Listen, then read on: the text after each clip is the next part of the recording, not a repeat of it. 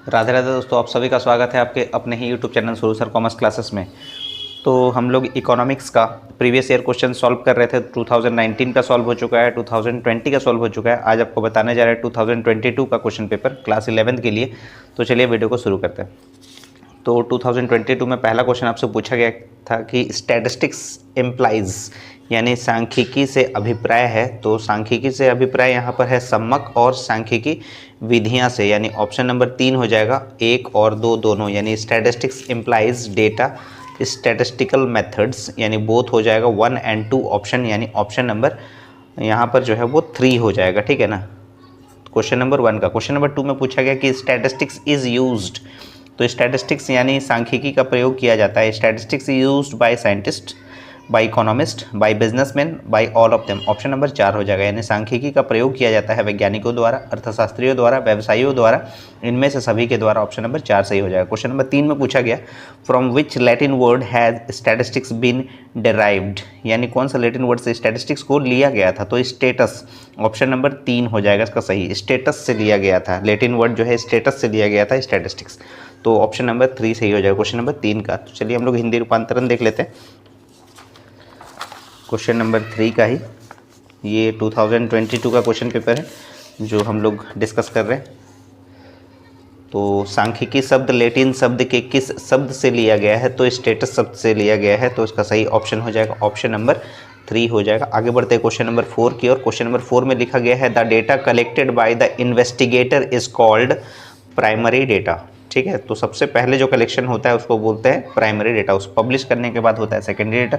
तो ये हो जाएगा प्राइमरी डेटा। अनुसंधानकर्ता द्वारा संग्रहित आंकड़ों को कहते हैं प्राइमरी, यानी प्राथमिक आंकड़े। ऑप्शन नंबर 1 हो जाएगा। आगे बढ़ते हैं क्वेश्चन नंबर 5 में। The word statistics is used in, singular sense में भी यूज किया जाता है, प्लूरल सेंस में भी यूज किया जाता है। बोथ ऑप्शन 1 और 2 आर करेक्ट, यानी ऑप्शन नंबर 3 सही हो जाएगा। यानी सांख्यिकी शब्द का प्रयोग किया जाता है एक वचन में, बहुवचन में। ऑप्शन नंबर 3 सही हो जाएगा। 1 और 2 दोनों ऑप्शन सही हो जाएगा। ठीक है ना, आगे बढ़ते हैं क्वेश्चन नंबर 5 के बाद क्वेश्चन नंबर 6 की ओर।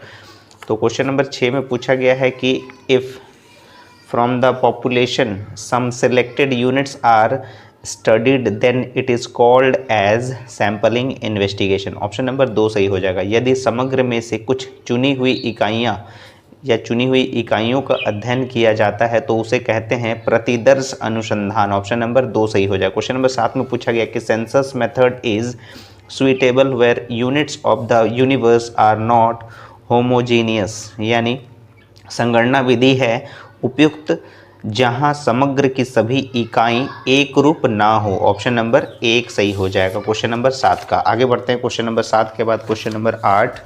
क्वेश्चन नंबर 8 में पूछा गया है कि मेथड्स ऑफ इन्वेस्टिगेशंस आर। तो ये मेथड जो है याद कर लीजिएगा, 2 हो जाएगा। 2 तरह का मेथड है इन्वेस्टिगेशन के लिए। ऑप्शन नंबर 1 सही हो जाएगा। अनुसंधान की विधियां हैं, ऑप्शन नंबर 1 हो जाएगा, यानी 2। क्वेश्चन नंबर 9 में पूछा गया according to tally bar which symbol indicates frequency of 5। तो फ्रीक्वेंसी ऑफ 5 लिखने का तरीका आपको पिछले वीडियो में भी आपको बताए थे।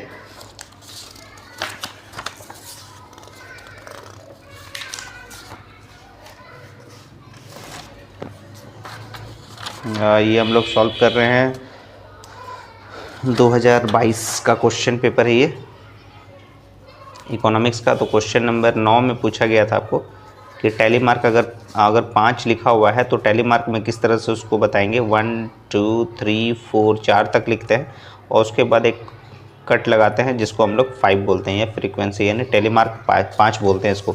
तो ऑप्शन नंबर जो है वो 1 सही हो जाएगा, क्योंकि इस तरह से काटा जाता है इसको। ठीक है ना, इस तरह से मत काट दीजिएगा, 1 2 3 4 ऐसे मत काटिएगा। ठीक है ना, तो लिखने का तरीका हो जाता है 1 2 3 4, यानी आपको लेफ़्ट से राइट की ओर लेके आना पड़ता है। तो क्वेश्चन नंबर 9 का ऑप्शन नंबर 1 सही हो जाएगा। क्वेश्चन नंबर 10 में पूछा गया when both lower and upper limits are considered such series is called inclusive series. क्या बोलते हैं? Inclusive series. तो क्वेश्चन नंबर 10 में इंक्लूसिव सीरीज मतलब किस तरह से रहेगा आपका, जैसे यहाँ 10 दिया हुआ है और यहाँ लिखा है 19, तो 10 और 19 दोनों को लिया जाएगा, तो इसको बोलते हैं इंक्लूसिव सीरीज बोलते हैं। ठीक है ना, ऑप्शन नंबर 1 हो जाएगा इसका। यानी जब निम्न तथा उच्च दोनों सीमाओं का ध्यान दिया जाता है तो ऐसी श्रेणी को क्या कहा जाता है, यानी उच्च ये आपका लोअर हो गया और ये आपका अपर हो गया L1 और L2, इसी को हम लोग क्या बोलते हैं, क्लास इंटरवल बोलते हैं, ठीक है ना। तो इसमें बोल रहे हैं कि दोनों सीमाओं का अध्ययन दोनों सीमाओं का ध्यान दिया जाता है, ऐसी श्रेणी को कहते हैं। इस पे भी ध्यान देते हैं, इस पे भी ध्यान देते हैं, तो उसको बोलते हैं समावेशी श्रेणी बोलते हैं, ठीक है। क्वेश्चन नंबर 11 में पूछा गया कि रेंज इज, तो रेंज का मतलब होता है the difference between largest and smallest observation, यानी क्वेश्चन नंबर 11 में पूछा गया कि रेंज का मतलब क्या होता है, फॉर्मूला क्या होता है, L माइनस एस होता है, ठीक है ना। यानी लार्जेस्ट ऑब्जर्वेशन, स्मॉलेस्ट ऑब्जर्वेशन या largest value minus smallest value, इसी को हम लोग क्या बोलते हैं, रेंज बोलते हैं, ठीक है ना। तो ऑप्शन नंबर 1 हो जाएगा, यानी परास का अर्थ होता है अधिकतम एवं न्यूनतम प्रेक्षणों के बीच अंतर को ही हम लोग रेंज यानी परास बोलते हैं। तो ऑप्शन नंबर इसका 1 सही हो जाएगा क्वेश्चन नंबर 11 का। आगे बढ़ते हैं हम लोग क्वेश्चन नंबर 12 की ओर। तो देखते हैं क्वेश्चन नंबर 12 में क्या दिया हुआ है। क्वेश्चन नंबर 12 में दिया गया है कि the class mid point is equal to the average of upper class limit and lower class limit, ठीक है ना। तो इसको भी चलिए प्रूव करते हैं आपको। क्वेश्चन नंबर 12 में क्या बोल रहा है, the class mid point is equal to the average of upper class limit and lower class limit. तो यानी L1 और L2 आपको दिया रहता है, तो लोअर क्लास लिमिट जैसे मान लीजिए 10 दिया हुआ है और अपर क्लास लिमिट आपको 20 दिया हुआ है, तो एवरेज इसका 10 और 20 को अगर ऐड कर देंगे तो आ जाएगा 30 और इसका एवरेज हो गया 15, ठीक है ना। The average of upper class limit and lower class limit को ही हम लोग मिड पॉइंट बोलते हैं, मिड पॉइंट यानी मिड वैल्यू भी बोलते हैं, इसको मिड वैल्यू भी बोला जाता है।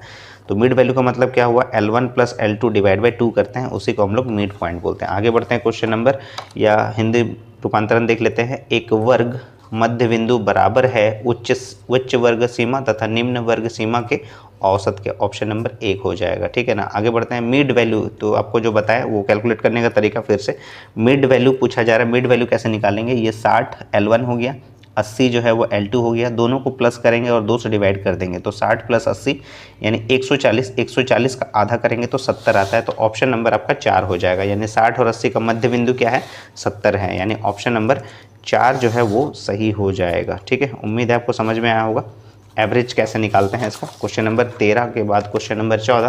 क्वेश्चन नंबर 14 में पूछा गया है कि an orderly arrangement of data in rows and columns are called tabulation, क्या बोलते हैं उसको, टेबुलेशन बोलते हैं, ऑप्शन नंबर 1 हो जाएगा। यानी पंक्तियों और स्तंभों के रूप में सम्मकों की क्रमबद्ध व्यवस्था कहलाती है सारणियन, ऑप्शन नंबर 1 हो जाएगा। फिर से आपको उसी मिड वैल्यू का ही क्वेश्चन पूछ दिया गया, द मिड वैल्यू ऑफ 50 70 का मिड वैल्यू क्या होगा, L1 हो गया 50, L2 हो गया 70, तो 50 और 70 को अगर जोड़ देते हैं तो होता है 120, और 120 का अगर एवरेज यानी आधा करते हैं तो 60 आता है, तो आपका ऑप्शन नंबर 3 सही हो जाएगा, 60। आगे बढ़ते हैं क्वेश्चन नंबर 16 में, a graph of a cumulative distribution function is known as, ogive बोलते हैं, a graph of cumulative distribution function is known as ogive, option number 1 हो जाएगा क्वेश्चन नंबर 16 का। आगे बढ़ते हैं क्वेश्चन नंबर 16 का ही हिंदी रूपांतरण देख लेते हैं। वह ग्राफ जो संचयी आवृत्ति वितरण को दर्शाता है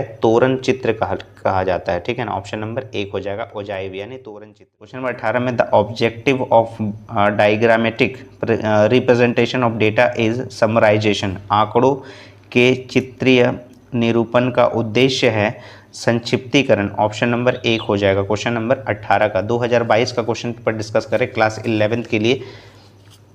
आगे बढ़ते हैं, क्वेश्चन नंबर 18 तक हो चुका है डिस्कशन। क्वेश्चन नंबर 19 का देख लेते हैं, the total angle of the centre of a pi diagram is 360 degree, option number 2 हो जाएगा। एक पाई आरेख के केंद्र पर कुल कोण होते हैं 360 डिग्री, ऑप्शन नंबर 2 हो जाएगा। आगे बढ़ते हैं क्वेश्चन नंबर 20 में, the basis of location of median is ogive curve, option number 1 हो जाएगा। माध्यिका की गणना का आधार है ओजाइव वक्र, ऑप्शन नंबर 1 हो जाएगा। क्वेश्चन नंबर 21 में, agricultural activities are related to which sector, primary sector, option number 1 यानी प्राथमिक होता है। क्वेश्चन नंबर 21 का हिंदी रूपांतरण देख लेते हैं। क्वेश्चन नंबर 21 का हिंदी रूपांतरण है कि क्रियाएं किस क्षेत्र से संबंधित है, तो प्राथमिक, ऑप्शन नंबर 1 हो जाएगा। क्वेश्चन नंबर 22 में इंडिया गॉट इंडिपेंडेंस ऑन 15 अगस्त 1947, यानी भारत को स्वतंत्रता मिली थी 15 अगस्त 1947 में, ऑप्शन नंबर 1 हो जाएगा। क्वेश्चन नंबर 23 में when was the first data census collected during British India बोला गया, ड्यूरिंग ब्रिटिश इंडिया तो 1881, यानी ब्रिटिश काल में भारत की प्रथम जनगणना कब संपन्न हुई, तो 1881 साल में, ऑप्शन नंबर 1 सही हो जाएगा। क्वेश्चन नंबर 23 तक मिला लिया। आगे बढ़ते हैं हम लोग क्वेश्चन नंबर 24। क्वेश्चन नंबर 24 में पूछा गया कि which year is regarded as the year of great divide, तो ईयर ऑफ ग्रेट डिवाइड जो है वो 1921 में हुआ था, तो आपका सही आंसर हो जाएगा 1921, 1921। किस वर्ष को महाविभाजन का वर्ष कहते हैं, तो 1921 को, ऑप्शन नंबर 2 सही हो जाएगा। आगे बढ़ते हैं क्वेश्चन नंबर 25।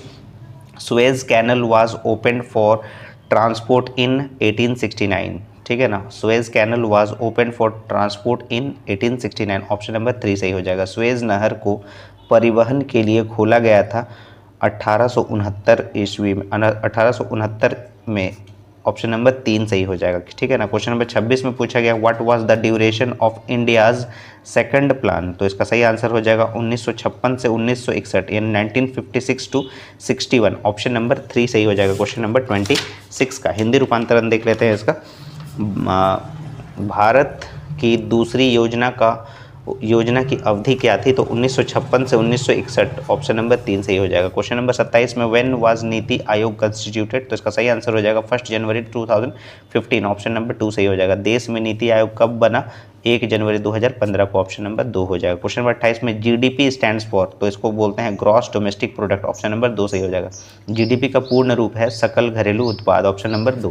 क्वेश्चन नंबर 28 तक हम लोग डिस्कस कर लिए हैं। क्वेश्चन नंबर 29 में पूछा गया कि who is the father of green revolution, बहुत बार पूछा है, तो इसका सही आंसर हो जाएगा MS स्वामीनाथन, यानी हरित क्रांति के जनक कौन है, तो MS स्वामीनाथन है, ऑप्शन नंबर 1 हो जाएगा। क्वेश्चन नंबर 30 में the statement agriculture is soul of India was given by Mahatma Gandhi, option number 4 सही हो जाएगा, यानी कृषि भारत की आत्मा है, यह कथन किसने दिया था, तो ये कथन जो है महात्मा गांधी जी द्वारा दिया गया था, ऑप्शन नंबर 4 हो जाएगा। क्वेश्चन नंबर 30 का 30 नंबर तक हम लोग डिस्कस कर लिया। आगे बढ़ते हैं क्वेश्चन नंबर 31। क्वेश्चन नंबर 31 में पूछा गया कि ऑर्गेनिक फार्मिंग इज सस्टेनेबल, यानी जैविक कृषि है धारणीय, ऑप्शन नंबर 1 सही हो जाएगा। क्वेश्चन नंबर 31 का ऑप्शन नंबर 1 हो जाएगा सस्टेनेबल, ऑप्शन नंबर 1। 32 नंबर में पूछा गया who gave the slogan of the second green revolution, तो इसका सही आंसर हो जाएगा APJ अब्दुल कलाम, यानी दूसरी हरित क्रांति का नारा किसने दिया था, APJ अब्दुल कलाम ने, ऑप्शन नंबर 1 हो जाएगा क्वेश्चन नंबर 32 का। आगे बढ़ते हैं क्वेश्चन नंबर 33। क्वेश्चन नंबर 33 में पूछा गया है कि Chipko movement was started by Sundarlal Bahuguna, option number 1 हो जाएगा, यानी चिपको आंदोलन की शुरुआत किसने की थी, सुंदरलाल बहुगुणा ने, ऑप्शन नंबर 1 सही हो जाएगा। क्वेश्चन नंबर 34 में in India first iron and steel industry was established in which year, तो इसका सही आंसर हो जाएगा 1907, यानी 1907, ऑप्शन नंबर 1 हो जाएगा। भारत में सर्वप्रथम आयरन एंड स्टील कंपनी की स्थापना कब हुई थी, 1907 में, ऑप्शन नंबर 1 हो जाएगा। क्वेश्चन नंबर 35 में when was the first industrial policy declared, तो इसका सही आंसर हो जाएगा 1948 हो जाएगा, ऑप्शन नंबर 2 हो जाएगा। क्वेश्चन नंबर 35 का हिंदी रूपांतरण देख लेते हैं इसका। हिंदी रूपांतरण देखते हैं, भारत में पहली औद्योगिक नीति कब घोषित हुई थी, तो ये 1948 में, ऑप्शन नंबर 2 हो जाएगा। आगे बढ़ते हैं क्वेश्चन नंबर 36 में economic reforms in India were started in, बहुत बार रिपीट कर चुका है ये क्वेश्चन, 2025 में भी रिपीट कर सकता है। तो पूछा गया है कि economic reforms in India were started in 1991 में, भारत में आर्थिक सुधार का प्रारंभ किया गया 1991 में, ऑप्शन नंबर 4 सही हो जाएगा। क्वेश्चन नंबर 37 में at present the number of industries requiring compulsory licensing is, तो यहाँ पर जो है वो 6 होना चाहिए था, लेकिन ऑप्शन में कहीं नहीं दिया है, तो नियरेस्ट जो है वो 5 जो है उसको टिक आउट कर दिए हैं, तो ऑप्शन नंबर 2 हो जाएगा 5, लेकिन इसका सही आंसर है 6, ठीक है ना, 6 होना चाहिए था, ऑप्शन में 6 नहीं दिया। वर्तमान में औद्योगिक लाइसेंस की अनिवार्यता वाले उद्योगों की संख्या है 6, लेकिन दिया नहीं है, तो इसीलिए ऑप्शन नंबर 2 में टिक कर दिए 5। आगे बढ़ते हैं 37 के बाद question number 38, where is Indian statistical institute located, तो इसका सही आंसर हो जाएगा कोलकाता, ये भी रिपीटेड क्वेश्चन है। भारतीय सांख्यिकी संस्थान कहाँ स्थित है, तो कोलकाता में, ऑप्शन नंबर 3 हो जाएगा। Question number 39 WTO stands for world trades organisation, option number 2 सही हो जाएगा, यानी WTO किसका पूर्ण रूप है, तो वर्ल्ड ट्रेड ऑर्गेनाइजेशन का, ऑप्शन नंबर 2 हो जाएगा। और लास्ट क्वेश्चन है क्वेश्चन नंबर 40 2022 का, क्वेश्चन पेपर था ये। डिसइन्वेस्टमेंट मीन, बहुत इंपॉर्टेंट क्वेश्चन है, रिपीट कर सकता है। Disinvestment means investment made by private sector in public sector enterprises, ठीक है। विनिवेश का तात्पर्य है सार्वजनिक उद्यमों में निजी क्षेत्र का निवेश, निजी क्षेत्र का निवेश। ऑप्शन नंबर 3 सही हो जाएगा डिसइन्वेस्टमेंट का मतलब। तो उम्मीद है आपको 2022 का सारे क्वेश्चन जो है वो समझ में आ गए होंगे, और उम्मीद है आप लोगों ने अभी पढ़ना शुरू कर दिया होगा। और इससे पहले कॉमर्शियल अरिथमेटिक सब्जेक्ट का सारे क्वेश्चन पेपर का वीडियो अपलोड कर चुके हैं। अकाउंटेंसी का वीडियो अपलोड कर चुके हैं 2019 से 2024 तक के लिए। बीएसटी का वीडियो अपलोड कर चुके हैं, और ईटीपी का भी वीडियो अपलोड कर चुके हैं। अब इकोनॉमिक्स का जैसे ही कंप्लीट होता है तो सारे वीडियोस अपलोड कर दूंगा 2019 से 2024 तक के लिए। 2019-2020 का वीडियो अपलोड हो चुका है। 2022 आज आपको बता दिए, पूरे क्वेश्चन पेपर सारे सॉल्व कर लिए। उम्मीद है आपको सारे वीडियो पसंद आ रहे होंगे। अगर आपको वीडियो पसंद आ रहा है तो ज़्यादा से ज़्यादा वीडियो को शेयर कीजिएगा अपने दोस्तों में, और अगर आप चैनल को अभी तक सब्सक्राइब नहीं किया तो चैनल को जरूर सब्सक्राइब कर ले, और मेंबरशिप लेना ना भूलें, क्योंकि सोनू सर कॉमर्स क्लासेस का मेंबरशिप ले लीजिएगा। इसमें आपको प्रीमियम वीडियोज़ मिलेगा, जो भी आपकी रिक्वायरमेंट है, जिस तरह का कंटेंट जो है आपका पढ़ाई से रिलेटेड, जो आपका इकोनॉमिक्स हो या फिर बीएसटी हो या कॉमर्शियल अरिथमेटिक या फिर आपका अकाउंटेंसी का किसी भी पेपर का किसी भी तरह का क्वेश्चन आपको जिसका आंसर चाहिए, वो आपको प्रीमियम वीडियो जो है बनाकर आपको भेज दिया जाएगा। तो मेंबरशिप लेना ना भूलें, 159 में सिर्फ आपको मेंबरशिप मिल जाता है। तो इसी तरह से जुड़े रहेगा सोनू सर कॉमर्स क्लासेस के साथ। तब तक के लिए राधे राधे दोस्तों।